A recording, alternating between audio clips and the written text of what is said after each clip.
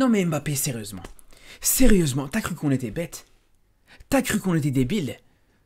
Moi je comprends pas, quand je vois interview avec Mbappé dimanche soir, Mbappé, interview vérité. Ah, je me suis dit peut-être ça va être intéressant. Peut-être qu'Mbappé va se livrer, peut-être qu'Mbappé va... voilà. Il va essayer de se racheter parce qu'il voit bien qu'en ce moment il est fort critiqué. Les gars, c'était encore pire. C'est encore pire, les gars. Moi, ce que je comprends pas avec une interview pareille, normalement, t'essayes d'être transparent. T'essayes de te livrer un maximum, t'essayes, je sais pas, de donner des explications. Mais là, le problème avec cette interview, c'est que la moitié de cette interview, c'est des mensonges. Et l'autre moitié de cette interview, c'est qu'il essaye d'esquiver des questions.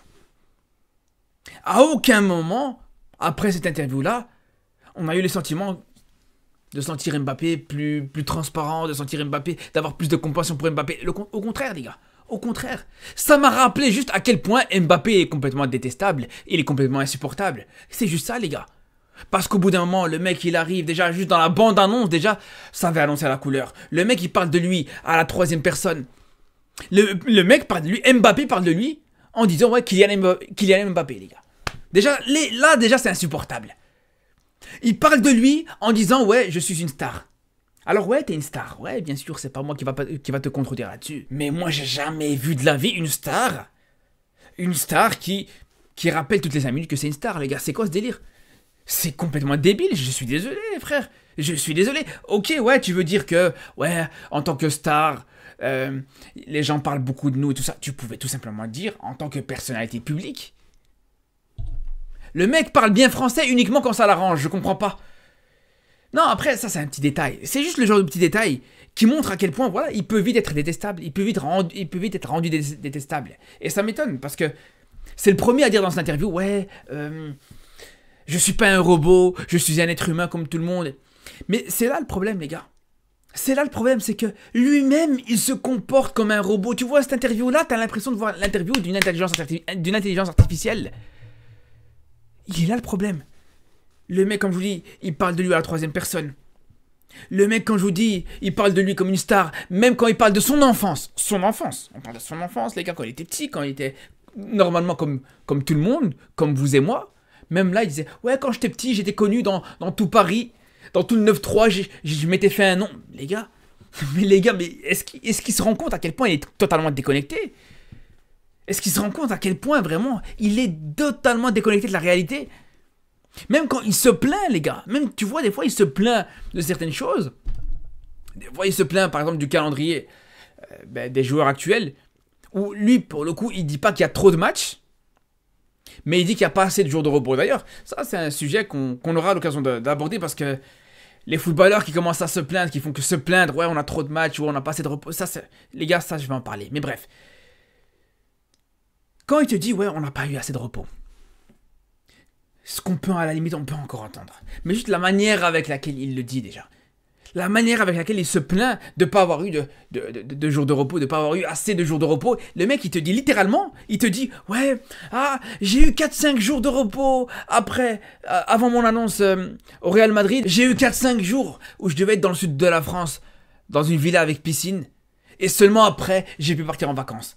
Le mec, il te parle, dites-vous, les gars, c'est une interview où il parle aux Français.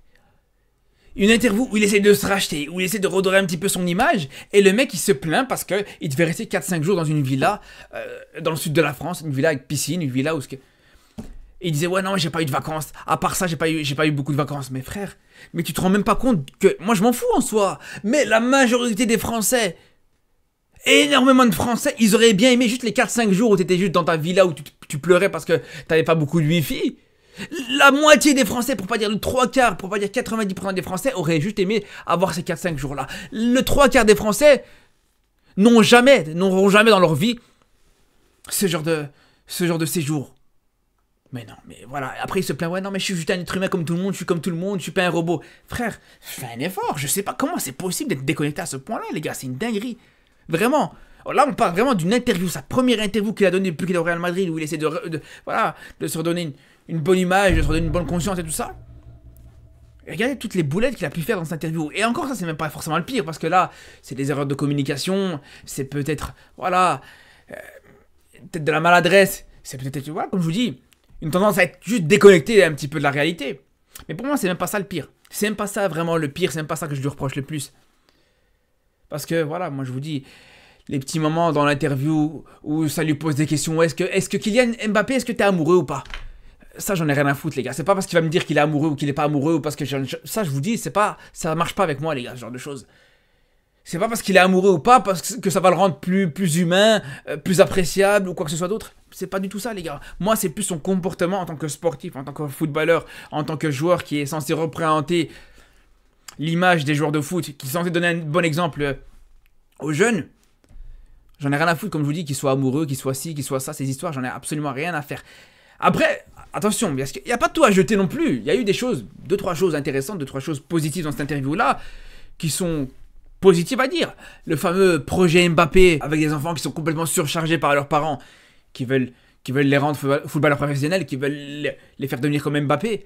Alors, c'était bien qu'ils prennent la parole sur ça, qu'ils parlent de ça, qu'ils disent ouais, il faut faire attention à ça, c'est quelque chose qu'il faut arrêter. Comme pour les paris sportifs, le fait qu'ils dénoncent ça et qu'encore une fois il en parle, ça, il n'y a pas de problème. Mais moi, ce que je reproche, encore une fois dans cette interview-là, je rappelle quand même que c'est une interview où on voulait un petit peu connaître un peu plus sa situation avec le Real Madrid. Sa situation, voilà, sportive qui est un petit peu compliquée, avoir des explications, comment ça se fait qu'il est mauvais avec le Real Madrid, comment ça se fait que, voilà, il a du mal à être aussi efficace, etc. On voulait avoir des explications. Et la seule question, justement, par rapport à ça, le seul moment où vraiment, Mouloud Achour lui pose la question, il dit ouais, comment tu te sens actuellement au Real Madrid? C'est quoi ta situation actuellement au Real Madrid? Et Mbappé, il te répond juste, on est là. On est là. C'est juste ça que t'as à répondre. C'est juste la seule chose que t'as à répondre là, avec 4-5 mois catastrophiques, avec une bouse que tu nous sors à chaque match du Real Madrid, que tu sors à chaque match. La seule chose que t'as à donner à tes supporters, aux supporters du Real Madrid, c'est on est là, frère. On est là, mais frérot. Mais c'est là où il faut parler. Monsieur le grand parleur, monsieur Mbappé qui raconte sa vie à chaque fois. Frère, c'est là, c'est à ce moment où il faut parler, frérot. On est là, il a dit, frérot. Franchement, là, c'était la meilleure. Là, franchement, c'est la meilleure. Mais je vous dis la vérité. Mais si moi, j'avais été supporter du Real Madrid, à ce moment-là, je l'aurais insulté. J'aurais craché sur ma télévision, les frères. Vous imaginez, moi j'imagine 2 secondes les supporters du Real Madrid qui voient Mbappé complètement horrible depuis le début de la saison, un Mbappé qui apporte absolument rien au Real, qui presque est en train de plomber ce club, et la seule explication qu'il a donnée c'est on est là. Et c'est pas encore une fois, c'est pas ça le pire. C'est même pas ça le pire, encore une fois. On peut encore aller plus loin, les gars, on peut encore aller beaucoup plus loin. Moi personnellement, ce qui m'intéresse le plus dans cette interview-là, et pour moi c'est là où vraiment il a été beaucoup trop loin, et c'est là où vraiment il a été très maladroit, c'est par rapport à sa situation en équipe de France. Alors là, les gars, franchement, c'est lunaire. C'est complètement lunaire, les frères. Il te dit, ouais, si j'ai pas voulu aller en équipe de France sur ce début de saison, c'est parce que je me sentais pas à 100%. Ah ouais, parce que tu sais, moi, quand je suis pas à 100%, moi, je pense aux autres. L'équipe de France, elle appartient à tout le monde. Et si je suis pas à 100%, je préfère ne pas aller. C'est là où je vous dis, nous prend pour les abrutis. C'est là où je vous dis, nous prend pour des jambons, les gars. Vraiment. Toi, si t'es pas à 100%, tu vas refuser l'équipe de France. Tu nous prends pas pour des abrutis, là? Et à l'Euro, t'étais à 100% peut-être? À l'Euro, où tu t'es plaint du début à la fin, même avant l'Euro, pendant l'Euro, après l'Euro, t'as fait que te plaindre, je suis pas à 100%, j'ai tel problème et tel problème, ma situation actuelle au PSG, elle me convient pas, je suis en dispute avec Nasser, il y a les élections en France qui me prennent la tête, il y a ci, il y a ça, il y a mon transfert au Real Madrid. Tu nous as fait une zumba à chaque conférence de presse pendant tout l'Euro, pour nous dire là maintenant, quelques mois plus tard, ouais non, moi quand je suis à 100%, je préfère laisser ma place. Mais frère, c'est à l'Euro qu'il fallait laisser ta place à ce moment-là. Non, là non, il va pas laisser sa place à l'Euro, frère. Bien sûr qu'il va pas laisser sa place à l'Euro. Non, mais franchement, les gars, qui va croire ça aujourd'hui? Qui va croire ça que si Mbappé, le grand seigneur, Mbappé, dans toute sa classe, dans toute sa splendeur, parce que il était pas à 100%, il a pas été en équipe de France, frère. Arrête, frère. Tu voulais pas aller en équipe de France, t'étais concentré avec le Real Madrid, tu voulais... et encore, quand je dis concentré avec le Real Madrid, je suis encore très gentil. Parce que pas à 100%, ça t'empêche pas d'aller en boîte de nuit en Suède ou je sais pas où. Encore une fois, on est obligé de revenir sur ça. On est obligé, les frères. Et c'est pas fini, les frères, c'est pas terminé. Parce qu'il s'est pas contenté que de ça. Le mec commence à se plaindre de son brassard de capitaine. Il commence à comprendre l'ampleur du statut de capitaine. C'est marrant, ça, franchement, c'est marrant. Alors, le mec, encore une fois, faut rappeler, il a chouiné, il a pleuré pour avoir le brassard de capitaine. Et ça, on le sait. Même s'il dira le contraire, ça, on le sait. Et aujourd'hui, il se plaint. Ah ouais, mais j'ai remarqué quand même, quand t'es capitaine, on me demande beaucoup de choses quand même. Ouais, Hugo Lloris, quand on lui demandait, quand il était capitaine, on lui demandait absolument rien. Frérot, mais qu'est-ce qu'on en a rien à foutre d'Hugo Lloris? Tout le monde s'en fout d'Hugo Lloris. Mais qu'est-ce que tu te compares à Hugo Lloris? Franchement, quelle est cette comparaison débile? Je comprends pas. Toi, Mbappé, même sans être capitaine, on va te demander des choses. Même sans être capitaine, tu vas faire parler, tu vas faire la une, tu vas... Bref. Hugo Lloris, même en étant capitaine, la majorité des Français ne savent même pas que c'est lui le capitaine, les gars. Je suis sûr et certain que tu fais un sondage dans la rue. Je parle pas pour les Français qui suivent le football ou qui suivent l'équipe de France, mais tu fais un sondage dans la rue, tu poses la question qui était capitaine de l'équipe de France en 2018. Il y en a beaucoup, ils te répondent Mbappé, ils te répondent Griezmann, il y en a beaucoup qui te répondent rien à voir. Il y en a même qui pourraient te dire Giroud, je sais pas, quelque chose d'autre. Mais tu Hugo Lloris, qu'est-ce qu'on en a à foutre d'Hugo Lloris? Ouais, non, mais Hugo Lloris, on lui demande pas la même chose que moi. Mais frérot, mais ça, fallait y penser avant, ça. Ça, fallait y penser avant. Là, t'es bien contente de faire tes photos sur Instagram avec ton brassard de capitaine. Mais c'est pas juste ça. C'est pas juste avoir le brassard autour du bras. Et puis c'est tout. Bien sûr qu'ils vont te demander des choses. Toi-même, sans être capitaine, tu fais des réunions avec des présidents, des chefs d'État, frère. Et tu t'attendais à... Parce que tu vas être capitaine, on va te laisser tranquille. T'as cru que ce brassard de capitaine, t'as cru que c'était un collier d'immunité? Non mais les gars, franchement, celle-là, c'est la meilleure. Mais je vous dis encore une fois, je comprends pas dans quel monde il vit, ce gars. Il vit dans quel monde? Non, je vous dis, le passage vraiment qui m'a le plus énervé dans cette interview, c'est clairement ça. C'est quand il parle de l'équipe de France. C'est quand il parle de l'équipe de France en parlant et en se faisant passer pour le gars, le grand chevalier, encore une fois, le grand seigneur qui arrive en équipe de France pour aider la patrie, pour faire ci, pour faire ça. Ah ouais, mais moi en équipe de France, j'ai gagné 0 centime en équipe de France. Au contraire... Il a même dit, au contraire, je suis même à perte quand je vais en équipe de France. Parce que maintenant j'habite à Madrid et je dois faire le déplacement jusqu'à Paris. Les gars, je pourrais arrêter cette vidéo-là, les gars. Il a dit clairement, ouais, je suis à perte quand je vais en équipe de France. Frère, mais t'as pas honte? T'as pas honte, frère? Avec le salaire que t'es en train de faire les comptes de combien tu dépenses quand tu fais le déplacement en équipe de France, quand tu fais Madrid-Paris, mais t'as pas honte? Mais t'as pas honte? Et le pire, c'est même pas ça, c'est que quand il dit, ouais, j'ai rien reçu de l'équipe de France, jamais reçu ne serait-ce qu'un centime en équipe de France, mais c'est clairement du mensonge, les gars. Mais c'est clairement du mensonge, mais c'est littéralement un mensonge manifeste, les frères. Wesh, Adil Rami, les gars, Adil Rami, qui a pas joué ne serait-ce qu'une seule minute à la Coupe du Monde, qui est le seul joueur de champ à ne pas avoir joué pendant cette Coupe du Monde. Le mec, il te dit, il a reçu une prime pendant cette Coupe du Monde-là. Et toi, Mbappé, non, toi, t'as rien reçu, toi. Toi, Mbappé, non, t'as payé en chèque repas, c'est ça. T'as jamais reçu une seule prime en équipe de France. Arrête de te foutre de nous. Après... T'as reçu peut-être des primes que t'as peut-être redonnées à des associations ou à des choses. C'est tout à ton honneur, y a pas de problème. Mais ne dis pas que t'as jamais rien reçu de l'équipe de France. Arrête de prendre encore une fois les gens pour des abrutis. Faut arrêter de se foutre de nous. C'est là où je vous dis, c'est insupportable, les frères. Je vous dis la vérité. Et je vous parle même pas des petites piques qu'il fait à Nasser, qu'il fait encore une fois au PSG. Voilà, des petites piques indirectes, j'ai envie de vous dire. Le mec, il pose la question, est-ce que tu crois qu'un jour le PSG va gagner avec des champions? Il a deux droits de rigoler, les gars, il a deux droits de taper un fou rire. Il a deux droits de taper un fou rire quand tu lui poses la question, est-ce que le PSG va gagner avec des champions? Frère, ça nous fait rire aussi. Nous aussi, on est les premiers à rigoler quand on associe le PSG avec des champions. Mais toi, frérot, toi, le PSG... T'as donné énormément de choses, frère. Moi, le PSG m'a rien donné. Moi, j'ai jamais reçu un centime du PSG. Donc, je peux me permettre de me foutre du PSG. Mais toi, avec tout ce que t'as donné le PSG, ne serait-ce que financièrement, quand on te parle du PSG, tu dois dire respect. Ouais, non, ouais. La Ligue des Champions, ils vont la gagner. Ouais, tranquille. Ouais, force à eux. C'est tout ce que t'as à dire, frère. Et je suis même pas supporter du PSG, j'en ai rien à foutre du PSG. Mais c'est la moindre des choses. C'est la moindre des choses, par respect pour ce club et par respect pour les supporters, par respect pour tes anciens coéquipiers. Les mecs étaient à deux doigts de taper un fou rire quand tu lui poses la question. Est-ce que le PSG va gagner la Ligue des Champions? Mais franchement, les gars, c'est un manque de respect total. Je vous dis la vérité, les gars.